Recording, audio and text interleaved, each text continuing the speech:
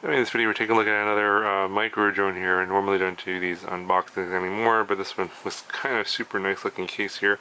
It's called the GEELANG or GEELANG X-UFO 85X4K, so obviously 85 millimeters 4K Tarsier camera. This one comes with TBS Crossfire, interesting enough. So I guess if you want to send it for your 4K Cinewhoop, I guess you can send this one. But yeah, pretty nice case here. Nicer than anything I've seen before from like Sheen. And let's take a look at what we got inside here. So this is not from Banggood, if you guys are wondering. This is from Geek Buying, and they have their own brand here, obviously, called GEELANG.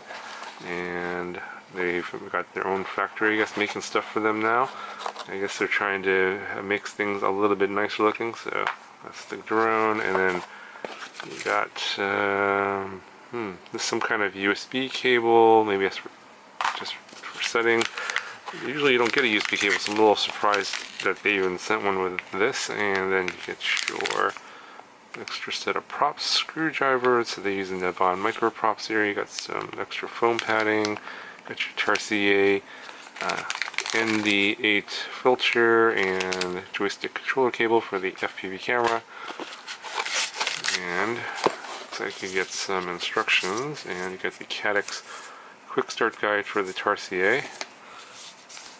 Okay, so it just comes with a little quick getting started manual. You got some color photos. I think it just talks about this TBS version, talks about binding. You got your beta flight settings in here. Yeah, it's pretty basic information. Should get you started.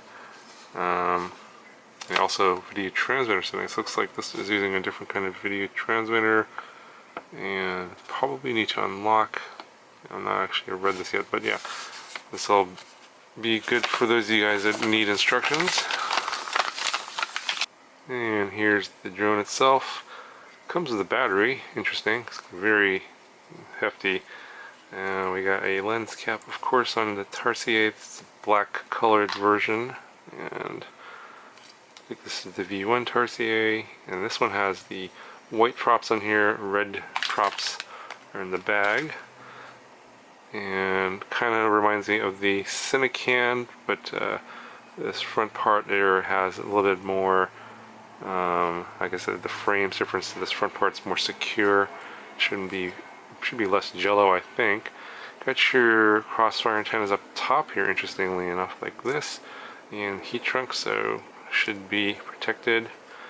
But the internals there, looks like the Tarsier board is not at the same angle as the Whoop board down there.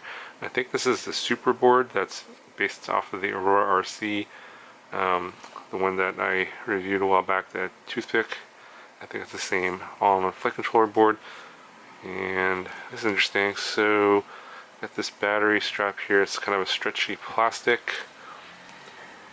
Got your XT30 connector down here, and this is a 260 milliamp hour 4080C 4S LiPo GEELANG hobby branded. So it's a pretty big battery, but interesting strap here.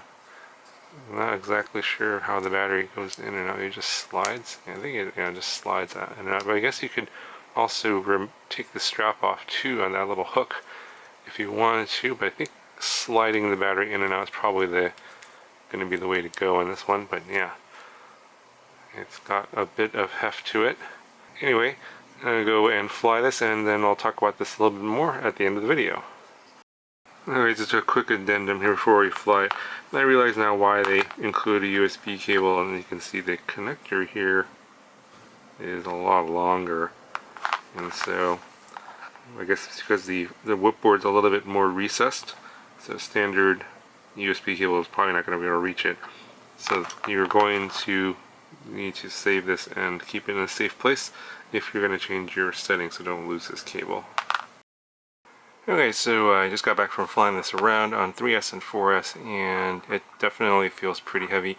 Realize that this one has some different motors. It's got some 1204 5000 kV motors, and I think this is why they're using a 4S battery. It definitely flies a lot better on 4S. You can fly it on 3S, but it's underpowered. I did fly it with this 450 3S battery that it fit barely. It's really super tight, and it kind of stretched this thing out, so then when I put the stock 4S battery back in, it was a little bit loose.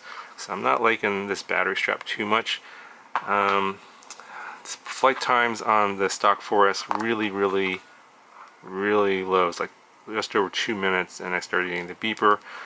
I was thinking maybe trying a bigger battery, maybe even going heavier like a 520 GNB 4S here like this, but there was no way I could get this into the strap here. It's just way too tight. Obviously you could probably take this off and maybe use some rubber bands, something like that, but I'm like, that's too much work. If someone's interested in me having that, test that out, it's going to be super heavy. I don't think it's going to fly all that great, but let me know in the comments below if you're interested. You would have to go to a bigger battery like this to get more flight time, if that's what you're looking for. Otherwise the stock 4S is not going to be so great. Maybe you go to like a maybe 350 or 450 4S possibly, but then obviously you're going to have to figure out what to do with the battery strap. Now, in terms of the image quality from the 4K Tarsier, it's fine. It's just like all the Tarsier videos I've done before on my channel, and this is the V1.